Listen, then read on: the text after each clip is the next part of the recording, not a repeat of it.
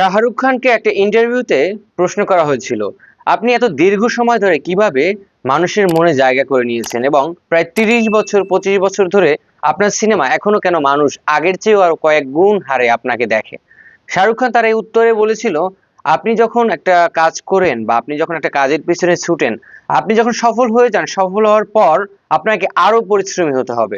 সফল হওয়ার পর থেকে আপনি পূর্বে যে পরিশ্রমটা করতেন তার চেয়ে আরো বেশি বাড়াতে হবে। কিন্তু অধিকাংশ সিনেমার নায়ক বা অধিকাংশ মানুষই পরিশ্রম করে, বাট সে সফল হওয়ার আগ পর্যন্ত পরিশ্রমটা করে, বাট সফল হওয়ার পরে সে পরিশ্রমের হারটা আগের মতো রাখে না বা আগের চেয়ে আরো বেশি করে না, যার কারণে সে ওইটা দীর্ঘ সময় ধরে সাস্টেন করাতে পারে না। কিন্তু শাহরুখ খান, সে যখন সেলিব্রিটি হয়নি তখন যে পরিশ্রমটা করতো তার চেয়ে এখন আরো বেশি পরিশ্রমটা করে, এটা জানিয়েছিলেন তিনি। যার ফলে আমরা বুঝতে পারি যে একটা মানুষ সফল হওয়ার আগে পরিশ্রম করবে অবশ্যই, কিন্তু সফল হওয়ার পরে সফলতাটাকে ধরে রাখার জন্য তাকে আরো পরিশ্রম করতে হবে, আরো চেষ্টা করতে হবে।